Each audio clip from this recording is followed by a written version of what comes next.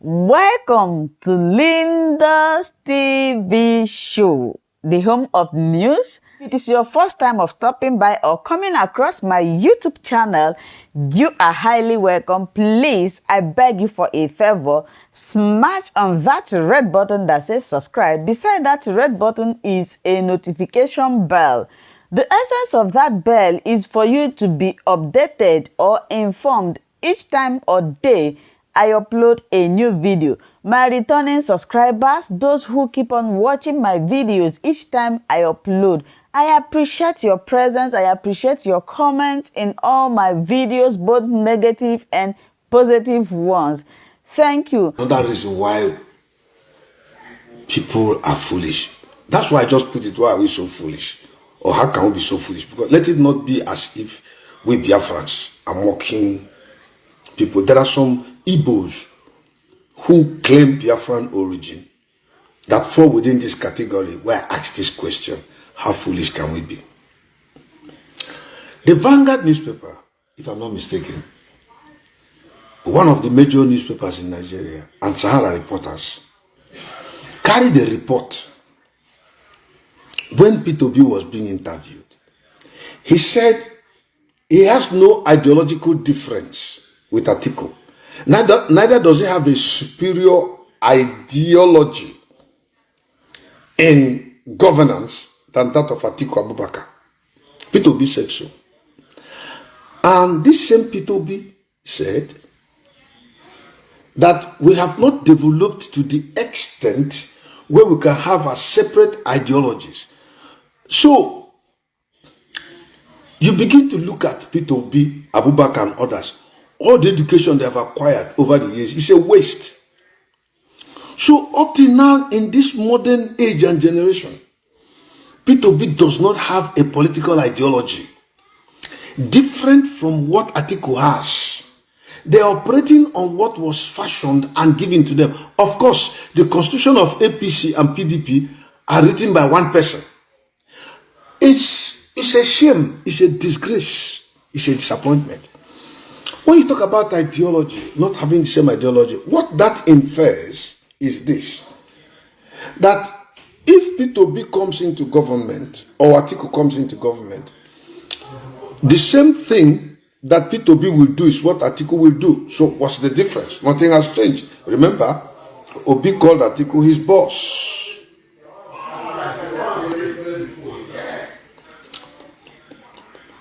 He called Atiku Abubakar his boss. I want you to look at the implication of that comment. Can you imagine a Democrat vying for presidency in America calling a Republican who is also vying for presidency his boss, and that he has no different ideology from his boss?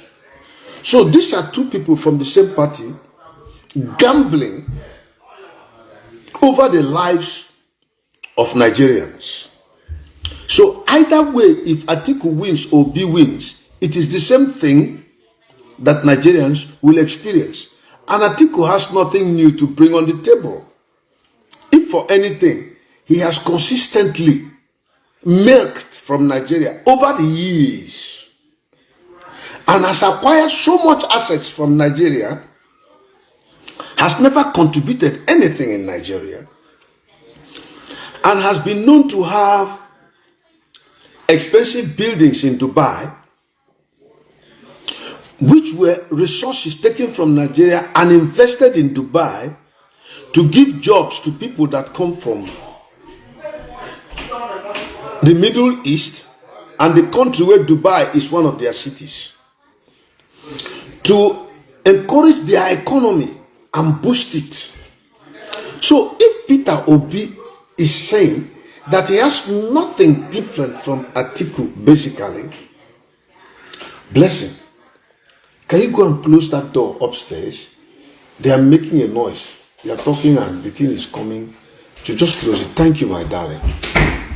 So if Atiku has nothing different, or Obi has nothing different from Atiku Abubakar, and Atiku Abubakar, from being in the, is it customs or immigration, was a controller, assistant controller, held some positions, came to become the vice president of Nigeria under Obasanjo, stole, siphoned monies to the extent of not making investments in Nigeria, except for the school, the secondary school, which is exclusively meant for those who are rich, and will now invest in Dubai.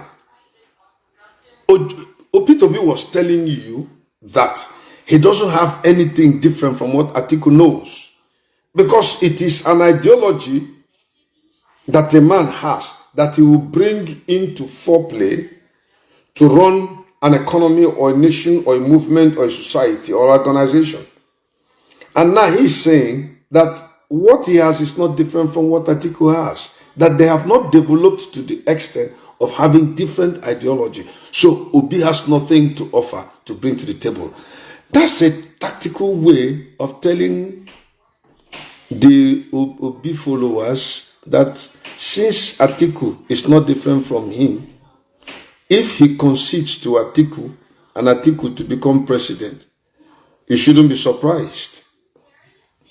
So we keep saying that P2B knew what he was doing from the beginning. They called him in 10 Downing Street and spoke to him.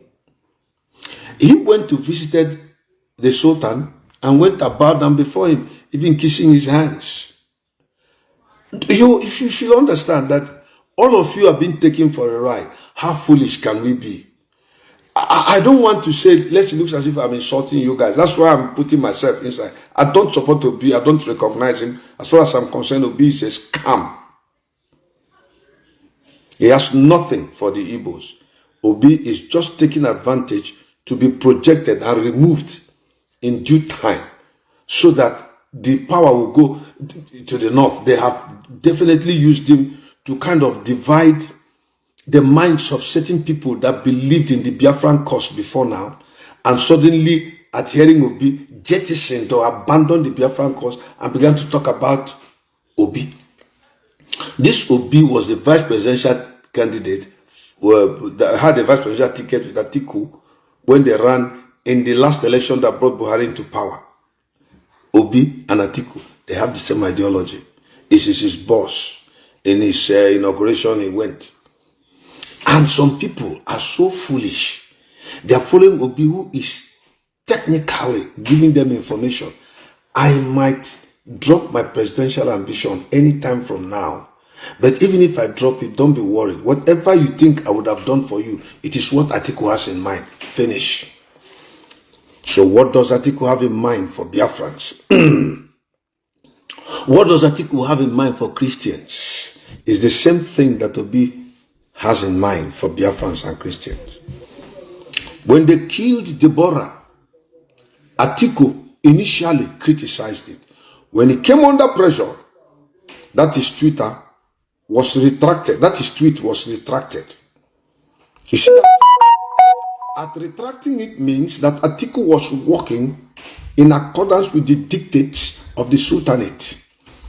Obi said he has no different ideology with Atiku. They are the same. And so whatever Atiku is to give to you is what Obi would have given to you if he were the president. That means if a Christian is killed, and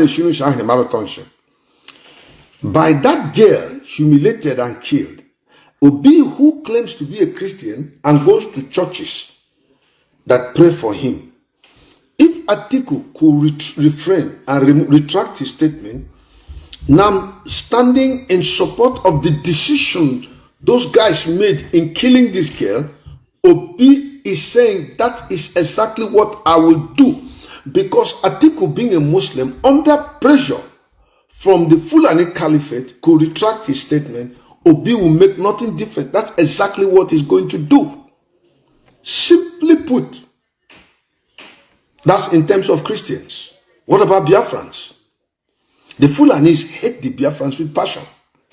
And Atiku will not tolerate it in his land, because he listened to the instruction of the Fulani Caliphate over his tweet that condemned the killing of that girl by retracting that tweet and saying something that pleases the Caliphate. The same thing the Oga did, a servant is never greater than the master. Obi will toe the same line of his master who has been commanded and he obeyed. So Biafrans should become the target. And Obi made it explicitly clear. He said that he is going to call the different factions together and have a discussion.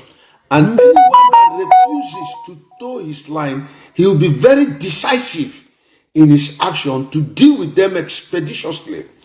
And Obi will gladly kill Igbos, Biafrans, to please the caliphate than any other thing.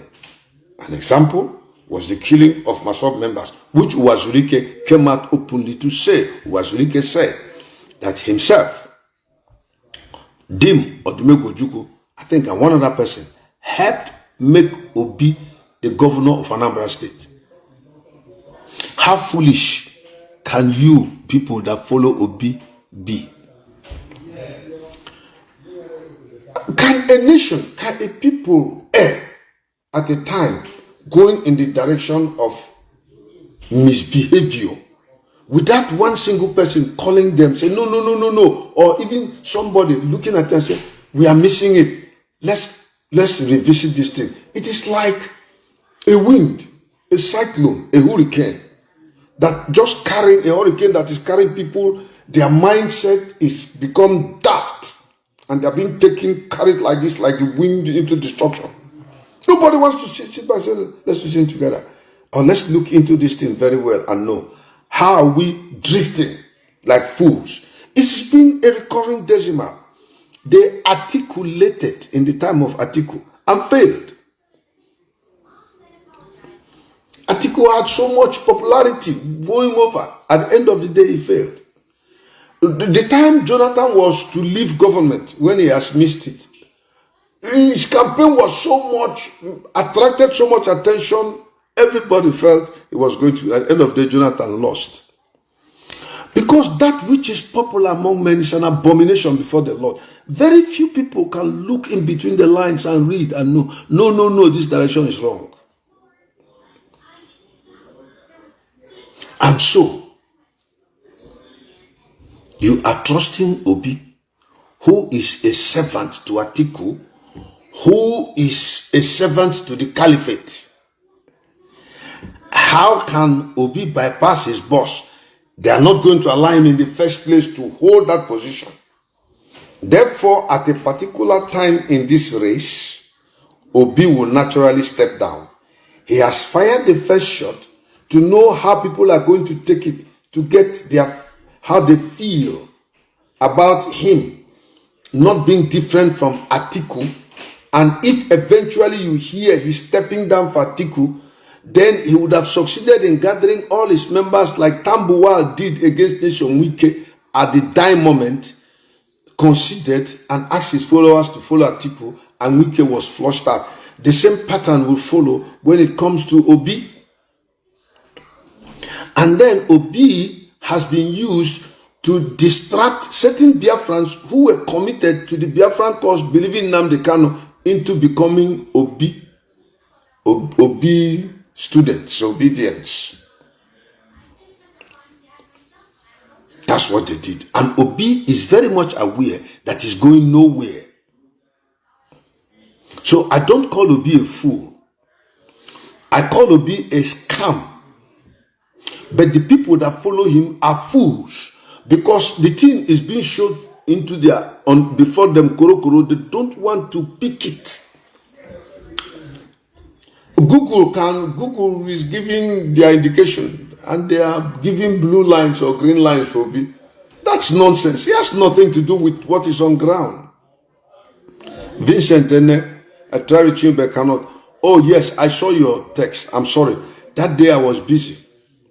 We had meetings and I had my personal things too, So some people I wanted to call, I couldn't even call them until I spoke with one of them this morning from Britain. She was expecting to call me or me to call her back. I'm sorry, my brother. After this, I'll give you a call. Vincent, God bless you. So, you see that Obi is an implantation to destabilize the Biafran project.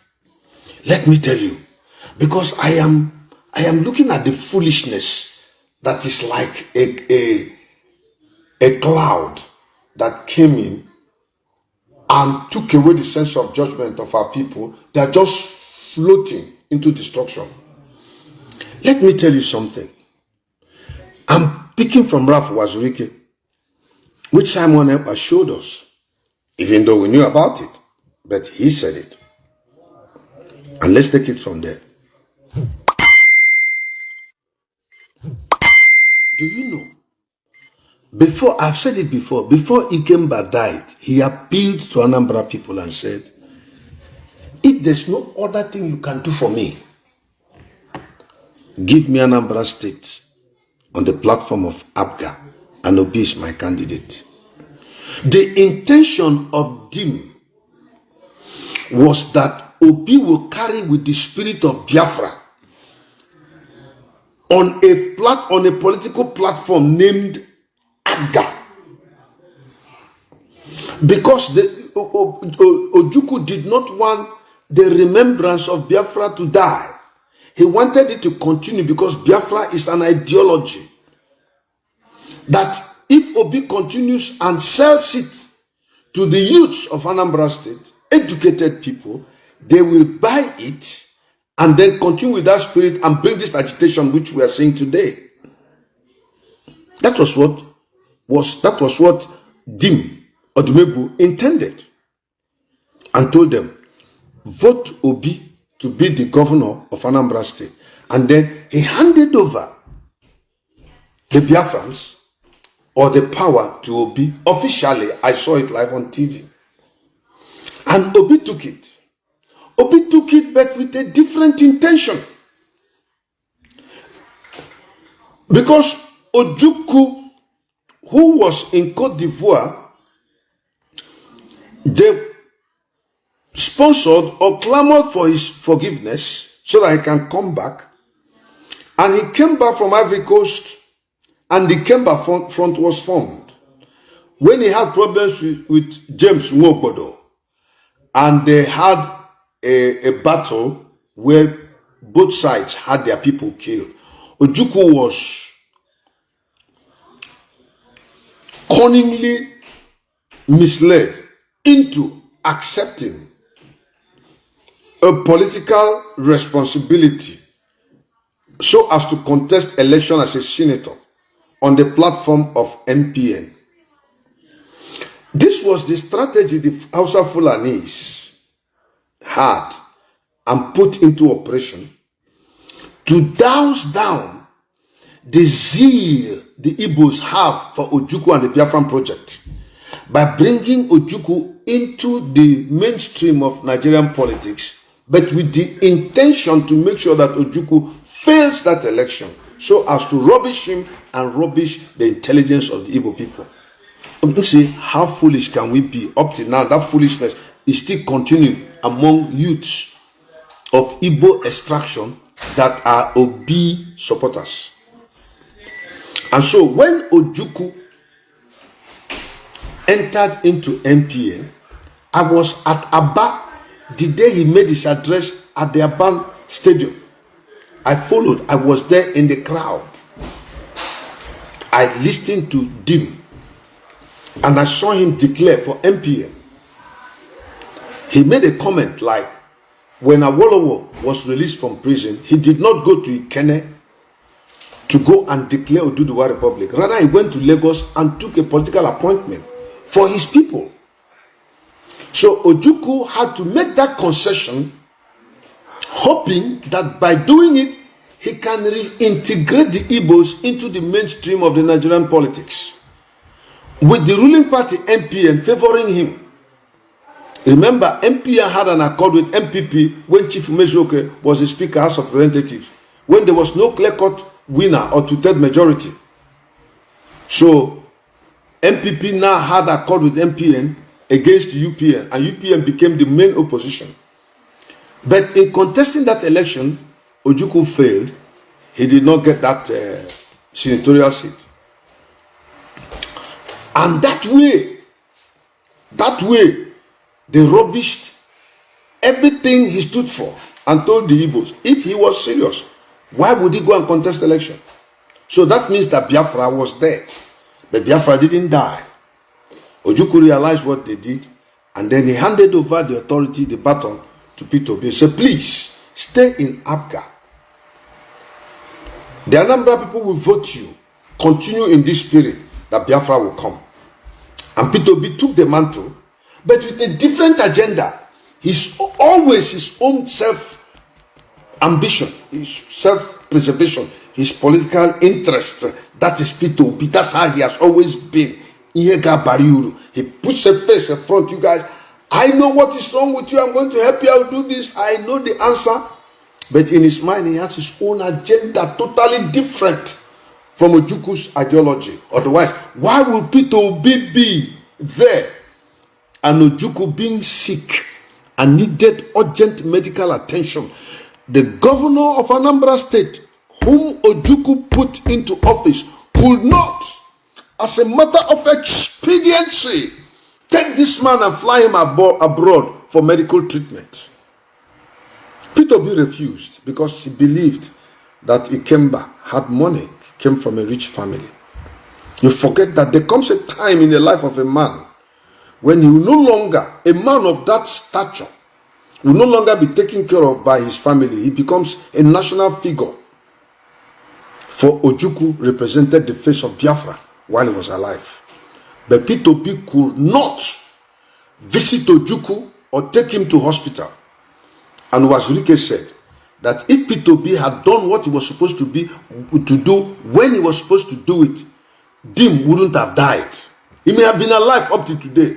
So Peter Obi should be held accountable for the death of Ikemba Newe, Chief Chukwuemeka Odumegwu Ojukwu. It's Peter Obi that killed him because he failed in his responsibility as governor. He was not a DG. He was not an ordinary commissioner. He was the governor of Anambra State, duly put there by the appeal that Dim made to the Anambra people, and they elected Peter Obi on the platform of Abga to become the governor of Anambra State. First Abga governor of Anambra State. And while the man was sick, Peter Obi had no sympathy or empathy in his. If Peter Obi could not do it for Dim Ojukwu, who put him into office, how will he do it for you, Igbo youth? You are stupid and foolish. If he couldn't do it for Dim Odumegwu Ojukwu, all of you are evil and wicked people. You never loved Ojukwu.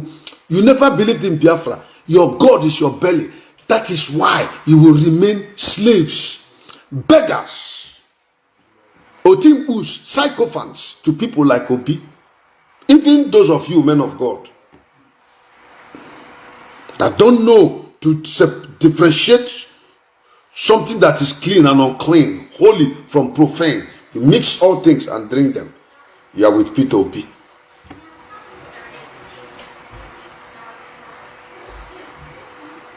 Even those who are educated, like Chimamanda Adichie, who came out and was talking nonsense, that she cannot wait to see him become the president. He used to visit their house. They used to call him uncle. Her father used to call him her son. Chimamanda, as Peter Obi was friendly to your family, he was aggressive against other families. They killed their men. They died and threw them at Izu River. Chimamanda Adichie, if you are not aware of this and don't want to speak against this, it shall happen to you. Your popularity will dwindle, regardless of how excellent your education and knowledge is. Because that which is in the spiritual controls the physical. If you don't believe in God, we do. No matter how highly intelligent you can be. The Bible says that when David prayed the prayer to God, he said, turn the counsel of Ahithophel to foolishness. Hushai the Archite went to go and speak to Absalom, who refused to listen to the wise counsel of Ahithophel to go to David and kill him. And that turned to foolishness. You know what Ahithophel did? He went and set his house in order and committed suicide. Your wisdom amounts to nothing, trash, if you stand against God's purpose for his people. Chimamanda Adichie, I am telling you. You may have addressed the whole world and highly respected, but you can fall because you are violating what God has ordained for his people. You don't care about the lives of those that have been taken. You are just there speaking history, talk intelligently, talk about the black man, African, stuff like that. They are killing people. You are seeing them, their blood being shed. You are supporting the person that is killing them. P2B is responsible for the death of Ikemba. Because you cannot tell me that Ikemba, who made P2B governor, will be sick. And why is that the governor will not take his oga to go and give him treatment? Because P2B rather listen to Fulani masters than his brother who gave him that opportunity. P2B is an evil man. He's not foolish. He's wicked. He's devilish.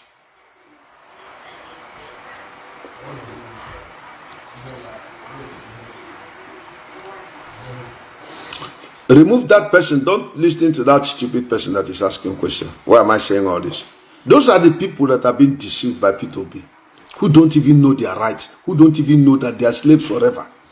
We are speaking on their behalf. Tomorrow when Biafra comes, it is these useless people that will come and begin to fight for position that, hey, I'm a Biafran, I'm entitled to my right. They are the ones that will begin to fight through the court of law. It's the Biafra we are fighting for that will benefit. Benefit idiots like, where is that? I can't even locate her name. Idiot.